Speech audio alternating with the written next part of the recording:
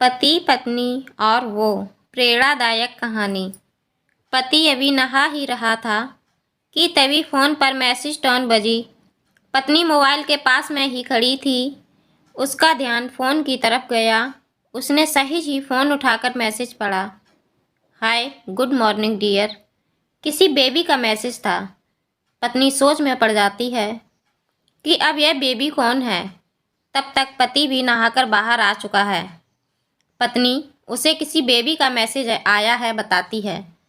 पति मुस्कुरा देता है। फ़ोन उठाकर उस मैसेज का रिप्लाई करता है, hi baby, how are you, और अपने काम में लग जाता है।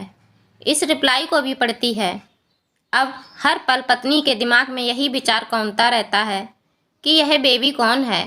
शाम को पति घर आता है। पत्नी उससे पूछती है, यह बेबी कौन है। पति जवाब में सिर्फ मुस्कुरा देता है और फिर से अपने काम में लग जाता है। 2-3 दिन बीत जाते हैं। उन विचारों ने अभी तक पत्नी का पीछा नहीं छोड़ा था और फिर से पति के मोबाइल पर फिर एक बार बेबी का मैसेज आता है, आज तो मिलोगे कि नहीं, तुम्हारी बहुत याद आ रही है। इस मैसेज ने आग में घी का काम किया। पत्नी का शक और भी ज़्यादा पक्का हो गया। बीच बीच में ऐसे मैसेजेस का आदान प्रदान होता रहता और पत्नी के मन में शक की जड़ें और गहरी होती गईं। पति पूछने पर भी जवाब में सिर्फ मुस्कुराहट के और कुछ नहीं कहता। यह शक गुस्सा बनकर तब तक ज्वालामुखी की तरह फट पड़ता है जब एक दिन उसे अपने पति की जेब में सिनेमा की 2 टिकटें मिलती हैं। पत्नी अपने पति से बहुत झगड़ती है। पति उसे समझाने की कोशिश करता है, लेकिन वह कोई भी बात सुनने को तैयार नहीं है। पति को भी उस पर गुस्सा आ जाता है और यह झगड़ा और भी ज़्यादा बढ़ जाता है। गुस्से में पति घर से बाहर निकल जाता है। पत्नी का गुस्सा पति से कई गुना ज़्यादा है। तुरंत वो अपना सारा सामान पैक करती है, एक चिट्ठी लिखती है कि मैं मायके जा रही हूँ हमेशा के लिए, और पति का घर छोड़कर चली जाती है। गुस्सा शांत होने पर जब पति घर आता है तो चिट्ठी पढ़कर उसके होश उड़ जाते हैं।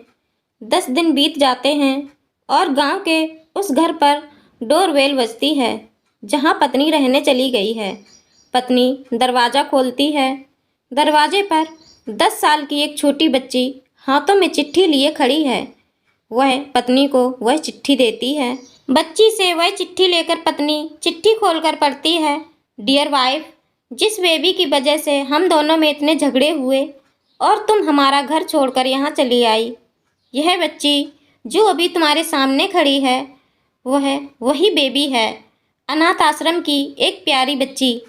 इसी के साथ मैं बातें करता था, सिनेमा जाता था।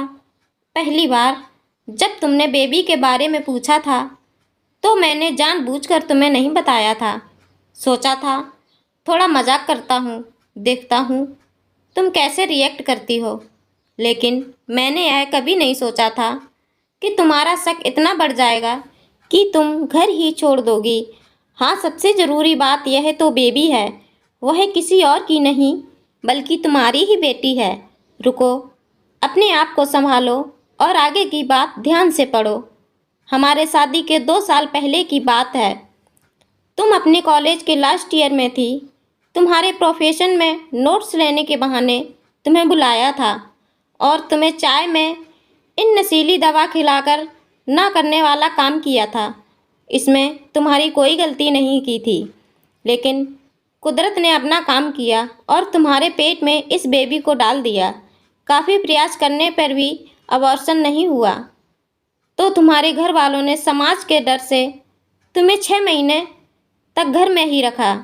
तुम्हारे पिताजी खुद एक डॉक्टर हैं, इसलिए यह बिन मांगा बच्चा बड़ी आसानी से बिना किसी को कानो कान खबर हुए इस दुनिया में आया।